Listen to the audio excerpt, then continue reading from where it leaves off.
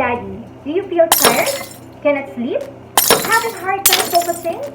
Do you easily get annoyed and irritated? Do you feel worthless and overwhelmed by all the things that is happening in your life? Then chances are, you are stressed out.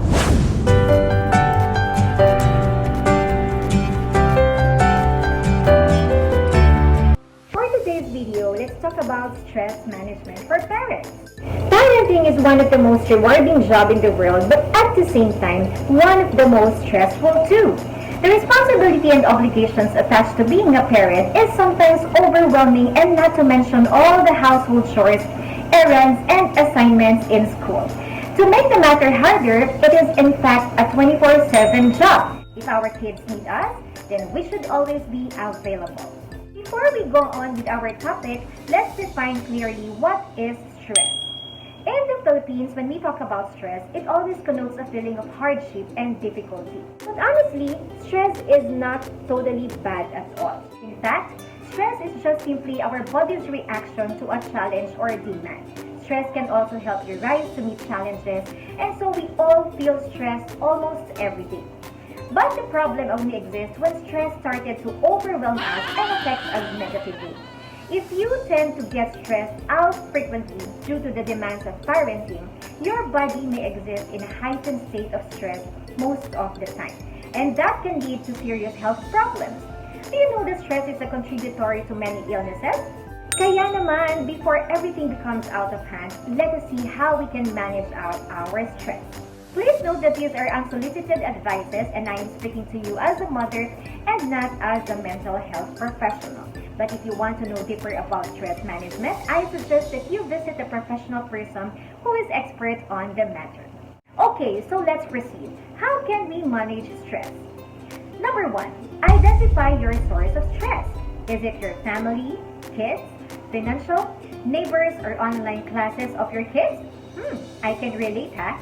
You need to identify it, or else para kang nagmamaneho sa gabi na nakapatay ang lahat ng ilaw sa kalsada at madilim na madilim ang lugar. Sometimes, all we need to do is to put a name or put a label on things that cause our stress. Until such time that you identify and acknowledge the reason of your stress, you cannot cope with your stress and recover. Next one, give yourself a break. After you identify the source of your stress, then the next step is to give yourself a break. Come on guys, there is a saying that if you cannot take the heat, get out of the kitchen. As a parent, you are also entitled to have a short break. Give yourself a time to reboot, and just like a computer, kapag tuloy-tuloy natin ginagamit, it will slow down and back down, and sometimes crash them. Kaya how to properly manage it is to reboot our system and reset so that you will have an energy or more energy to go on. Alam naman natin sa parenting, we can complain, pero we cannot resign. So take a break and reboot. Number 3, engage your senses. Aminin natin guys, one of the most challenging thing about being a mommy or a daddy or a parent is boredom, which means doing things repetitively over and over again. Nakakatulong talaga yun ha, kaya importante rin to engage your senses.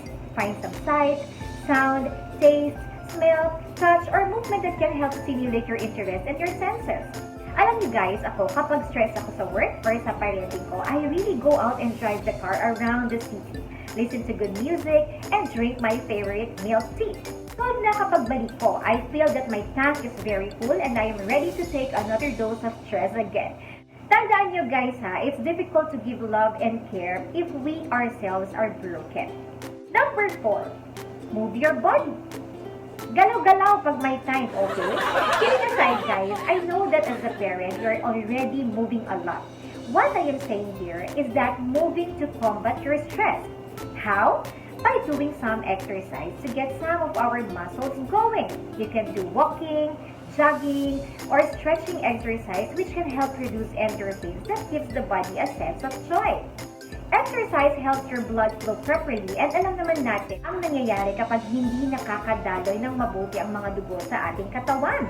So kailangan guys, if you have time, you have to do something else also. Huwag tayong mag-focus doon sa mga stress or sa mga problemang nararamdaman natin. So we have to do something, we have to move our body so that we forget our stress and make something new para naman ma-uplift ang ating spirit all the time. Next one is eat healthy foods. guys, hindi sagot sa stress ang pagngata ng sitsirya ng inyong mga anak, ha? Tandaan natin, the healthier our physical health, the healthier our mental health is. Always remember that our body requires to have sound mental health to combat stressful situations. Next one is connect with people. If you are in a severe and constant stress, then your function as a person starts to suffer as well. Then you need to reach out to others. Talk to them about your feelings. Hindi necessary or kailangan na sagutin kanila or bigyan kanila ng advices, ha? Ang kailangan natin minsan is just to have a venue where we can ventilate our feelings and emotions. Number 7, have an attitude of gratitude. Enjoy what you have and always look on the bright side of life. Choose to be thankful rather than keep on complaining. Our attitude becomes our behavior. Kung gumigising ka, iniisip mong kasumpa-sumpa ang paligid mo or ang buhay mo, of course, everything else will be dark and gloomy. But if you wake up with a feeling of positive expectancy, then you'll find everything else brightly and with positivity. Stress happens in our mind, so it is important to tame our mind by thinking of all the things we can be thankful for, rather than ruining our days by complaining about things we don't have. Finally, seek professional help. Now, if you think your problem already affects your overall functioning as a person at hindi mo na nagagawa ang mga bagay na dapat mong gawin bilang tao, plus your physical health and mental health suffers, then it's time to seek for a professional help. Don't get me wrong guys, ha? There is nothing wrong in seeking for help. Isipin mo na lang na parang nilalagnat ka and you need to visit a doctor for a sound advice. So that's it guys. Again, I'd like to repeat that I am not speaking as a mental health professional and that I am just sharing to you my experiences and also the things that I have learned and how I personally cope up with stress. If you want to dig deeper about the topic of stress management, you can do some research because there are hundreds of articles and reading materials available online. Tandaan po natin, the wellness of our family depends heavily to our wellness as a parent. So take care of yourself as you take care of your kids and other family members. You are as important as them. So don't forget to love yourself too, and always remember guys that your stress can be managed. Otherwise, your stress will manage you out. So always take care and look in the brighter side of life. If you like this video, please don't forget to like and share, subscribe if you haven't subscribed yet, and click the notification bell for my upcoming videos.